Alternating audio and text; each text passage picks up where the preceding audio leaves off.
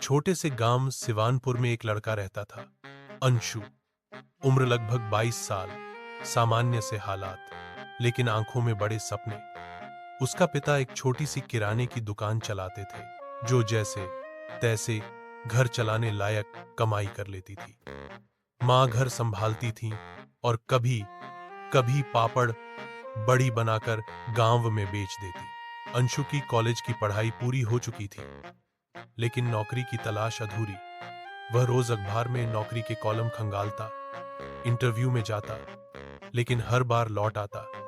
कभी अनुभव की कमी, कभी अंग्रेजी की। एक दिन अंशु पिताजी की दुकान पर बैठा था, तभी एक बुजुर्ग ग्राहक ने कहा, बेटा, तुम्हारे पिताजी की दुकान में पहले जैसी बात नहीं रही। अब लोग शहर से सामान ले आते हैं। यहां सब पुराना हो गया है। अंशु को बात चुभ गई, लेकिन उस रात वह देर तक सोचता रहा। सुबह उठते ही वह पिता से बोला, पापा, दुकान को थोड़ा बदलते हैं, कुछ नया करते। पिता ने हंसते हुए कहा, बेटा, यह दुकान हमारे दादा ने शुरू की थी, जैसे चल रही है चलने दो।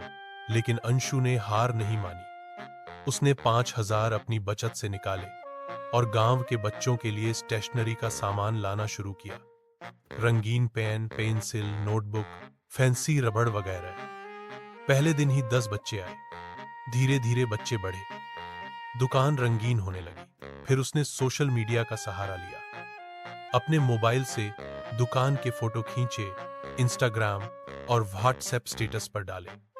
उसने दुकान का नाम रखा, सपनों की दुकान, क्योंकि वहां अब सिर्फ सामान नहीं, बच्चों के सपने बिकने लगे थे। गांव के लोग हैरान थे। जो दुकान पहले धूल खाती थी, वहां अब भीड़ लगी रहती।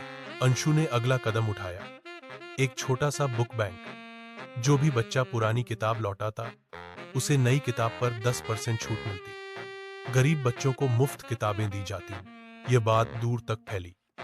पास के स्कूल के प्रिंसिपल ने अंशु को बुलाया और कहा, तुम्हारी दुकान ने पढ़ाई की ललक जगा दी है बच्चों में। मैं चाहता हूं स्कूल के बाहर भी तुम ऐसा स्टॉल लगाओ। अंशु ने धीरे धीरे घर के पुराने कमरे को भी दुकान का हिस्सा बना दिया। वहां अब छोटे से कोने में बैठकर वह बच्चों को बेसिक कंप्यूटर सिखाने लगा, जो उसने यूट्यूब से सीखा था। पिता अब अंशु को देखकर चुपचाप मुस्कुराते थे। एक दिन मां बोली, जो बेटा कभी नौकरी ढूंढता था, आज दूसरों को रोजगार दे रहा है। दुकान अब 4 लोगों को काम दे रही थी। एक लड़की जो कंप्यूटर सिखाती थी, एक बुजुर्ग जो किताबों की देखरेख करता था, और 2 युवक जो सामान की सप्लाई में मदद करते थे। अंशु की कहानी अब अखबारों तक पहुंच गई थी। एक दिन एक पत्रकार ने पूछा, अंशु, क्या तुम अब शहर जाओगे बड़ी दुकान खोलने? अंशु मुस्कुराया और बोला, नहीं, सपने गांव में भी पूरे हो सकते हैं। बस उन्हें देखने वाली आंखें चाहिए और हिम्मत से थामने वाले हाथ। वो दुकान अब सिर्फ दुकान नहीं थी, वह एक आशा थी, एक बदलाव की शुरुआत। क्योंकि जब सपने जमीन से जुड़ते हैं, तो जड़ें गहरी होती हैं।